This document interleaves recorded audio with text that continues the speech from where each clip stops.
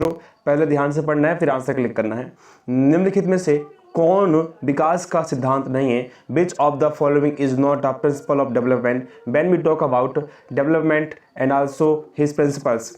जब साथियों हम लोग विकास और उसके प्रिंसिपल्स पर बात करते हैं ना साथियों, सिद्धांत पर बात करते हैं, तो मोस्ट इंपोर्टेंट प्रश्न यहाँ से बनते हैं। ऑप्शंस पे जाइएगा तो थोड़ा सा, विकास अपेक्षाकृत क्रमबद्ध है, थोड़ा ऑप्शंस को और ध्यान से समझिए। समय के साथ धीरे धीरे विकास होता है, सटीक तरीका और विकास की प्रकृति का निर्धारण जन्म के समय ही हो जाता है, अलग अलग दरों पर व्यक्तियों का विकास होता है। बिल्कुल सही है प्यारे मित्रों। जब हम चारों ऑप्शंस को ध्यान से पढ़ते हैं ना तो यहाँ पर ध्यान से देखिएगा, पहला पूछ रहा है कौन सा सिद्धांत नहीं है बोल रहा है, तो लास्ट ऑप्शन से लेंगे। अलग अलग दरों पर व्यक्तियों का विकास होता है, individual development at different rates. बिल्कुल सही है। इंग्लिश पढ़ी जरा थोड़ा सा इसका।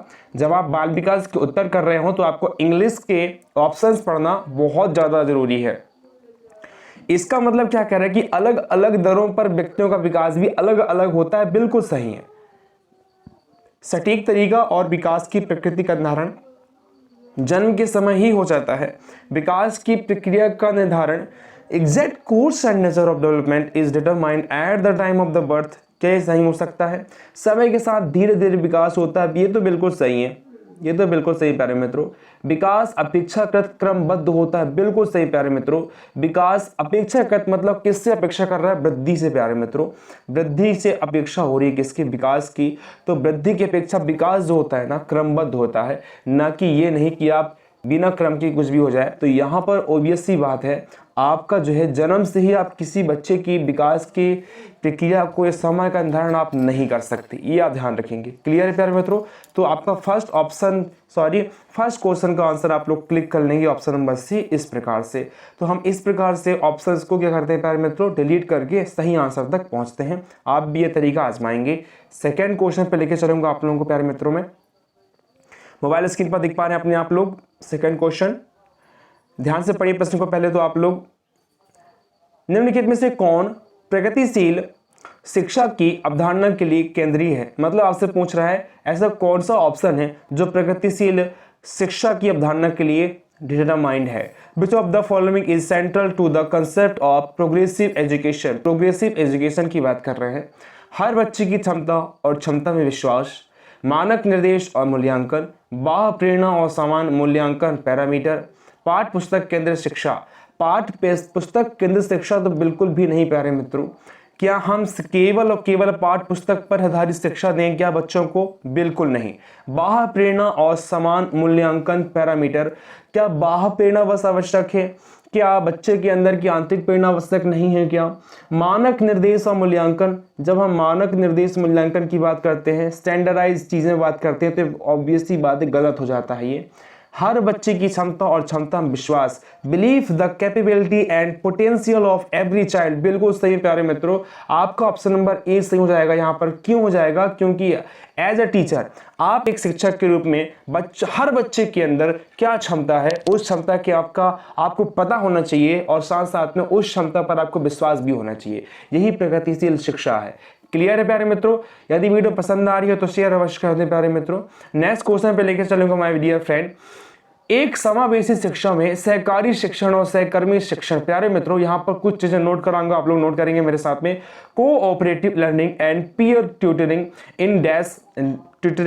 इन an inclusive classroom when we talk about co curriculum comprehensive education. समावेशी शिक्षा प्यारे मित्रों, समावेशी शिक्षा, इसका मतलब क्या समझते हैं आप लोग? नोट करिएगा मेरे साथ आप लोग नोट करेंगे। जैसा हम लिख रहा हूं वैसे ही आप लोग लिखेंगे। जब हम बात करते हैं समावेशी शिक्षा की, समावेशी शिक्षा ये होता है प्यारे मित्रों एक ही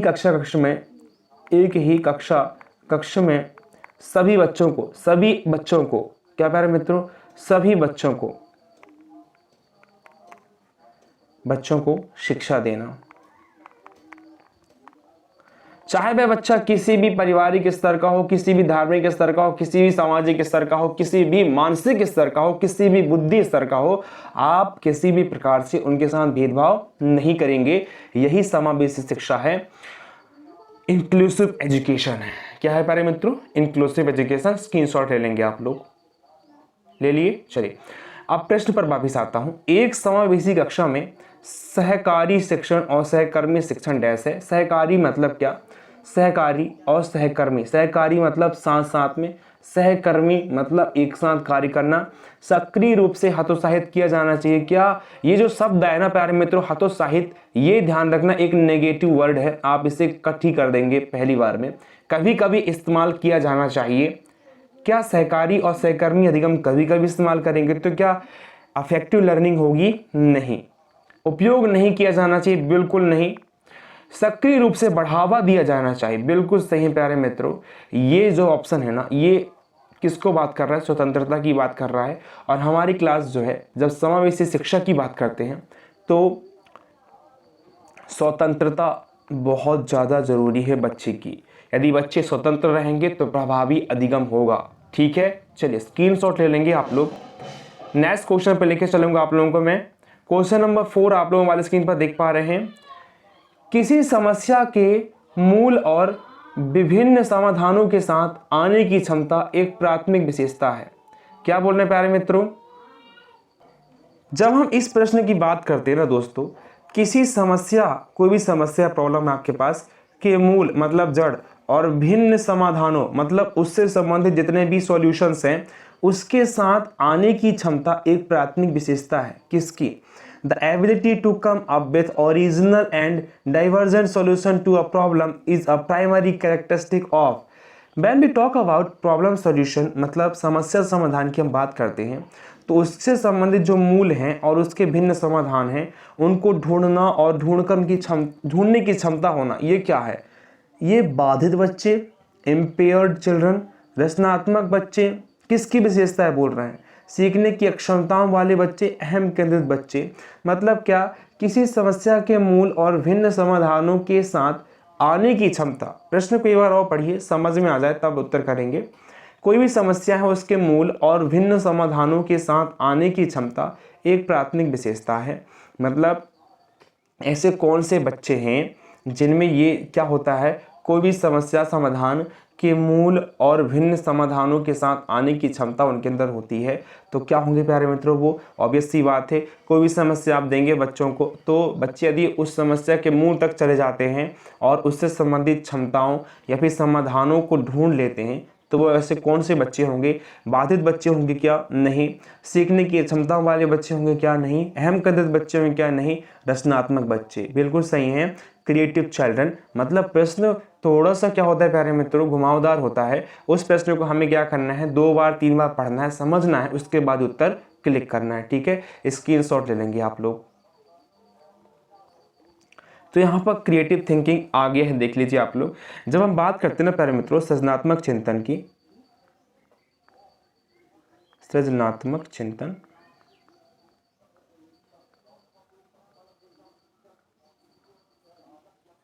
क्या होता है कि हम बच्चों को कोई भी समस्या दिए या कोई परिस्थिति रखी उनके सामने तो बच्चा क्या करता है, उस समस्या या परिस्थिति से संबंधित अपने आप को हाइपर नहीं करता, उत्तेजित नहीं करता, धीरे धीरे उस समस्या के कारणों की पहचान करता है। ठीक है, फिर उससे जुड़े हुए समाधानों पर जाता है। तो यही क्रिया क्या कहलाती है प्यारे मित्रों? कुछ नया करने की चीज़ें।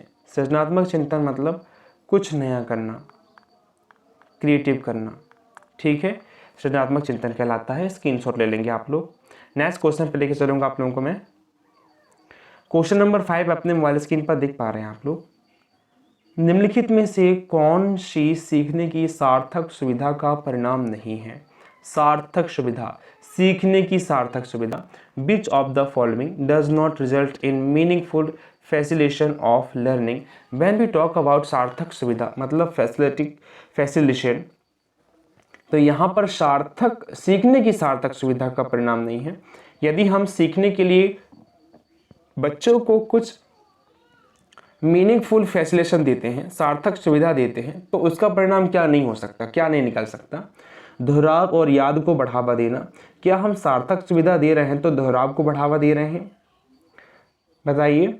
उदाहरणों और गैर उदाहरणों का उपयोग, समस्याओं को देखने के कई तरीकों को प्रोत्साहित करना, नए ज्ञान को पहले से मौजूद ज्ञान से जोड़ना।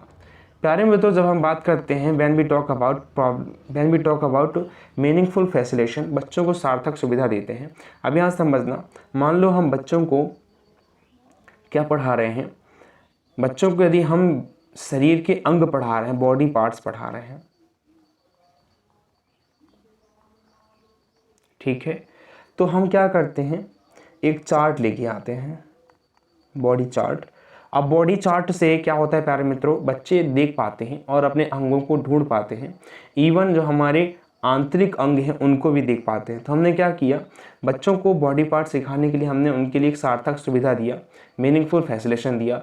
तो इससे क्या हो रहा है बच्चों का, बताइए मुझे, इससे क्या हो रहा है कि दोहराव और याद को बढ़ावा दे रहे हैं क्या, नहीं, समस्या को देखने के कई तरीकों को प्रोत्साहित कर रहे हैं। समस्या को देखने के नए ज्ञान को पहले से मौजूद ज्ञान से जोड़ना, उदाहरणों और गैर उदाहरणों का उपयोग करना।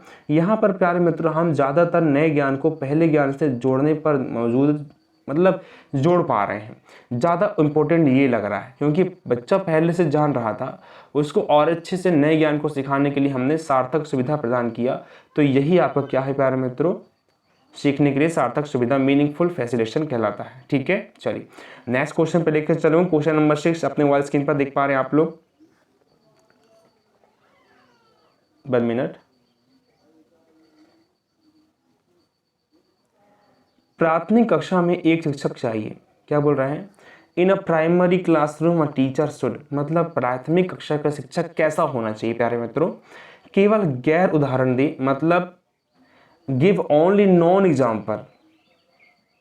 उदाहरण और गैर उदाहरण दोनों देते हैं, कोई उदाहरण और गैर उदाहरण नहीं देते हैं, केवल उदाहरण देते हैं। अब यहां पर दो चीजें क्लियर करेंगे आप लोग। हम जब बात करते हैं प्राथमिक शिक्षक की, तो प्राथमिक शिक्षक कैसा होना चाहिए आप खुद बताइए, आप प्राइमरी टीचर बनने वाले हैं। प्राथमिक शिक्षक क्या कोई उदाहरण देते, केवल उदाहरण देते हैं, सिर्फ उदाहरण देने से बस काम चलेगा क्या, नहीं, कोई उदाहरण और गैर उदाहरण नहीं देते, बिल्कुल नहीं, ये भी जरूरी है। केवल गैर उदाहरण देते हैं, गिव ओनली नॉन एग्जाम्पल्स, उदाहरण और गैर उदाहरण दोनों देते हैं। बिल्कुल सही प्यारे मित्रों, यहाँ पर कुछ चीजें आप लोग नोट करेंगे, ठीक है, आप लोग मेरे साथ यहाँ पर नोट करेंगे उदाहरण और गैर उदाहरण। प्यारे मित्रों, उदाहरण तो आप सबको पता है, किसी भी अवधारणा को सिखाना है तो उससे संबंधित कुछ तथ्य या शब्द बोल देते हैं। जैसे हम बच्चों को यदि उड़ने वाले पक्षियों की बात करते हैं तो उसके उदाहरण दे देते हैं प्यारे मित्रों, जैसे कि कोयल हो गया, गौरैया हो गया, ये क्या है, उदाहरण हो गया। ये क्या है प्यारे मित्रों, उदाहरण है। पर वहीं जब हम बात करते हैं ना गैर उदाहरण की, तो प्यारे मित्रों जो गैर उदाहरण होते हैं ना, वो क्या होते हैं प्यारे मित्रों, आप लोग लिखना, उदाहरण के विपरीत उदाहरण देना, उदाहरण के विपरीत उदाहरण देना ही गैर उदाहरण कहलाता है। जैसे कि अभी आपने पक्षी के बारे में बताया, तो पक्षी से संबंधित गैर उदाहरण क्या होगा, जैसे कि आप लिख दिए मधुमक्खी, क्या प्यारे मित्रों, मधुमक्खी। तो मधुमक्खी क्या है, मधुमक्खी जो है पक्षी के विपरीत है, परंतु क्या है, वो पक्षी तो है नहीं, है ना, मधुमक्खी पक्षी नहीं है, पर पक्षी जैसी है, वो उड़ती है, वो भी आसमान में, उसके भी पंख हैं। तो कहीं ना कहीं उदाहरण के विपरीत उदाहरण देना ही गैर उदाहरण कहलाता है। आप ये नोट कर लेंगे। इसलिए शिक्षक जो होते हैं अपने शिक्षण कार्य में उदाहरण और गैर उदाहरण दोनों देते हैं। क्लियर है, ताकि बच्चों को और अच्छे से अंतर करने में, विभेद करने में समझ विकसित हो सके। क्लियर करेंगे, इसको स्क्रीनशॉट ले लेंगे। चलिए नेक्स्ट क्वेश्चन पे लेके चलूंगा मैं आप लोगों को, यहाँ पर और अच्छे से आप लोग नोट कर लेंगे। यहाँ पर उदाहरण और नॉन उदाहरण मैंने बता दिया आपको, पक्षी, और यहाँ पर दिया मैंने मधुमक्खी या तितली। ठीक है प्यारे मित्रों, याद रखना, ठीक है। चलिए 7 नंबर क्वेश्चन लूंगा आपके साथ में। निम्नलिखित में से कौन सी रणनीति बच्चों में अर्थ निर्माण को बढ़ावा देगी? Which of the following strategies would promote meaning making in children? मतलब प्रश्न ये पूछ रहा है ना प्यारे मित्रों, बच्चों में अर्थ निर्माण को बढ़ावा देगी कौन सी रणनीति? आप अपनी क्लास में बच्चों के अंदर अर्थ निर्माण करने की जो प्रवृत्ति है उसे विकसित करने के लिए आप कौन सी रणनीति इस्तेमाल करेंगे, कौन सा विधि इस्तेमाल करने? सूचना का प्रसारण, ट्रांसमिशन ऑफ इंफॉर्मेशन, क्या सिर्फ आप सूचना देकर ही बच्चों में अर्थ निर्माण विकसित कर सकते हैं? दंडात्मक उपायों का उपयोग करना, दंड यदि आप दे रहे हैं तो ये नेगेटिव है। वर्दी और मानकीकृत परीक्षण, यूनिफॉर्म एंड स्टैंडर्डाइज्ड टेस्टिंग, वर्दी और मानकीकृत परीक्षण, अन्वेषण और चर्चा। प्यारे मित्रों, हमें ऐसे ऑप्शंस पर क्लिक करना होता है जहां पर बच्चे जो होते हैं ना प्यारे मित्रों, क्रिएटिव रूप से अपने आप को शामिल कर पाते हैं। तो यहाँ पर चारों ऑप्शन में तो मुझे सिर्फ और सिर्फ एक ही ऑप्शन दिख रहा है, और आप सबको ही पता है, अन्वेषण और चर्चा। मतलब बच्चा खुद से क्या करे, एक्सप्लोर करे और साथ साथ में डिस्कशन करे, मतलब चर्चा परिचर्चा करे, तभी बच्चे के अंदर अर्थ निर्माण की प्रवृत्ति विकसित की जा सकती है। क्लियर हो गया? चलिए नेक्स्ट क्वेश्चन पे लेके चल रहा हूं, क्वेश्चन नंबर 8। रचनावादी फ्रेम में बच्चों को निम्न रूप में देखा जा सकता है। In the constructivist frame child is viewed as, मतलब जो रचनावादी प्रक्रिया है उसमें बच्चे किस रूप में होते हैं? बताइए, यदि हम रचनावाद को एक फ्रेम में रखें उसमें बच्चे क्या रहेंगे? तबुला रासा या कोरिस्लेट? क्या रचनावादी प्रक्रिया में हम लोग बच्चों को कोरिस्लेट मानते हैं क्या? नहीं, पहले की प्रवृत्ति होती थी बेटा कि बच्चे जो थे वो क्या थे, कोरिस्लेट हुआ करते थे, परंतु बच्चे कोरिस्लेट नहीं होते, बच्चे कुछ ना कुछ ज्ञान लेकर आते ही आते हैं। इसे तो गलत हो जाएगा। जिसका जीवन पूरी तरह से अनुभवदार आकार में है, एक निष्क्रिय प्राणी जिसे कंडीशनिंग के माध्यम से किसी भी रूप में आकार और ढाला जा सकता है, एक समस्या समाधानकर्ता और वैज्ञानिक अन्वेषक, लघु वयस्क जो आकार, अनुभूति, भावनाओं जैसे सभी पहलुओं में वयस्क से कम है, बिल्कुल नहीं। एक समस्या समाधानकर्ता और वैज्ञानिक अन्वेषक, मतलब रचनावादी दृष्टिकोण से बिल्कुल सही प्यारे मित्रों। रचनावादी दृष्टिकोण जो है ना, बच्चों को एक समस्या समाधानकर्ता मानते हैं और वैज्ञानिक अन्वेषक भी मानते हैं। मतलब बच्चे जो होते हैं ना, आए दिन कुछ ना कुछ नया करते रहते हैं, इसलिए आपका उत्तर सी नंबर क्लियर हो जाएगा। ठीक है, नेक्स्ट क्वेश्चन पर लेकर चलो, question number 9। A teacher's role while using cooperative learning in her class, अपनी कक्षा में सहकारी शिक्षण का उपयोग करते समय एक शिक्षक की भूमिका, मतलब कोऑपरेटिव लर्निंग करते समय सहकारी शिक्षण आप कर रहे हैं बच्चों के साथ, तो शिक्षक क्या करता है, शिक्षक की क्या भूमिका होगी ये बता रहे हैं। सहकारी शिक्षण करते समय क्लास को छोड़ना है और बच्चों को खुद काम करने देना है, प्रत्येक समूह का समर्थन और निगरानी करना है, is it to be supportive and monitor each group, उस समूह का समर्थन करता है जिसके पास प्रतिभाशाली बच्चे हैं, बिल्कुल नहीं। एक मूक दर्शक बनना है और बच्चों को वह करने दें जो वे चाहते हैं, बिल्कुल सही, ये भी सही हो सकता है। पर क्या आप कुछ ना बोलें ये उचित है? नहीं, मूक दर्शक तो नहीं बन सकते आप। क्लास को छोड़ना है और बच्चों को खुद काम करने देना है, प्रत्येक समूह का समर्थन करना है और निगरानी करना है, बिल्कुल सही प्यारे मित्रों। आपका जो ऑप्शन नंबर 2 है ना, ये ज्यादा उत्तर सही लग रहा है। आप बच्चों को खुद काम करने देंगे ठीक है, पर क्लास को छोड़ देंगे ये गलत है। क्लास को छोड़ के नहीं जाना है, क्लास नहीं छोड़ना है भाई, बच्चों के साथ रहो, वो काम कर रहे हैं, यदि उन्हें कुछ जरूरत हो तो आप सहयोगकर्ता के रूप में, फैसिलिटेटर के रूप में आप उनके साथ रहो, समर्थन करो और निगरानी करो। क्लियर है?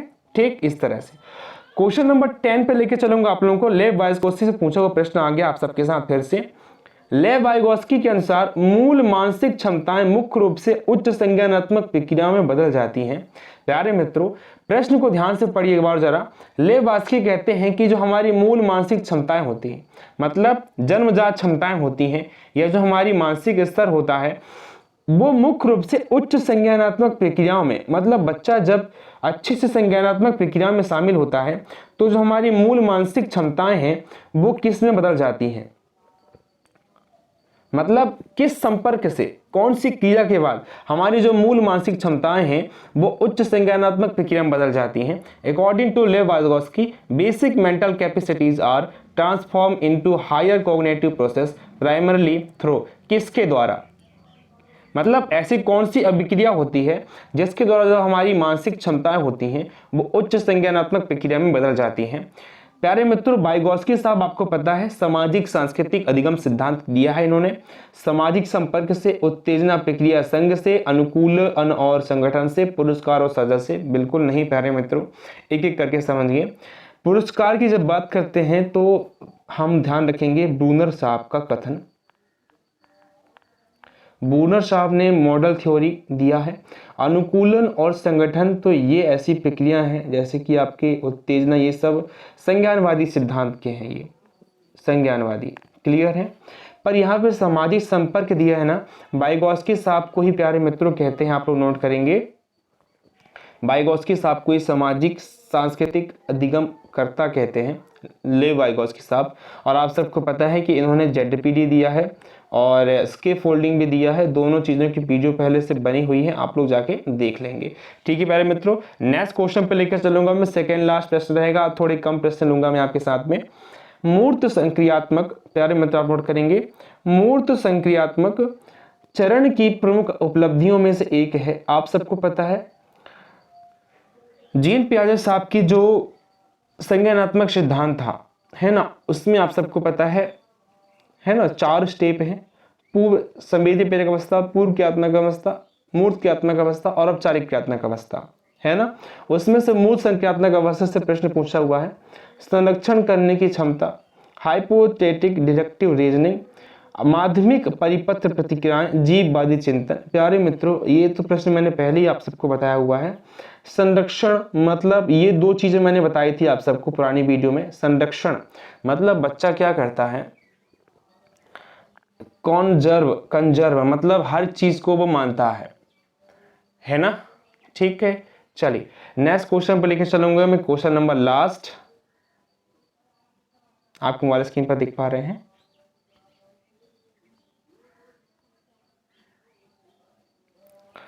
यहां पर देखिए,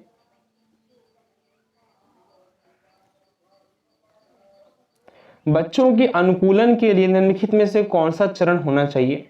बच्चों में यदि अनुकूलन करना है तो कौन सा चरण होना चाहिए बोल रहे हैं। तो प्यारे मित्र, जब आप नोट करेंगे अनुकूलन के लिए तो कौन सा चरण होना चाहिए, बताइए मुझे जरा। बच्चों में अनुकूलन के लिए बच्चों को non achievers to low achievers, average और हाई अचीवर्स में अलग लेवल करने के लिए, मतलब बच्चों को यदि आप अच्छे से सीखने वाले और एवरेज और साथ साथ में धीमी गति सीखने वाले बच्चों में अलग अलग कर देंगे क्या, तो बच्चों में अनुकूलन या फिर अच्छे से आकलन हो पाएगा क्या। कक्षा में शिक्षण अधिगम प्रक्रिया में मतलब आकलन करना है बच्चों के लिए, तो non achievers to low achievers, average and high achievers में अलग लेवल करने के लिए कक्षा में शिक्षण अधिगम प्रक्रिया में सुधार लाना, बिल्कुल सही है। इससे क्या होगा, बच्चों के आकलन करते समय हमारी शिक्षण अधिगम प्रक्रिया उसमें सुधार ला सकते हैं। यह जानने के लिए कि बच्चे के समय में सीखने में क्या परिवर्तन प्रगति होती है, बिल्कुल सही है। माता पिता के साथ बच्चों की क्षमता, शक्ति और चुनौतीपूर्ण क्षेत्रों में चर्चा करने के लिए, बिल्कुल सही है। बच्चों को ये भी करते हैं, 4 ऑप्शन सही हो जाएंगे आपके, फर्स्ट, सेकेंड, थर्ड, फोर्थ। ठीक है प्यारे मित्रों, तो ये थे आज के सुपर क्वेश्चंस प्यारे मित्रों आप सबके साथ में। वीडियो पसंद आई है तो लाइक अवश्य कर दें, अपने दोस्तों तक शेयर करें ताकि सभी लोगों की मदद की जा सके। मिलता हूँ नेक्स्ट वीडियो में शाम को। Thank you so much.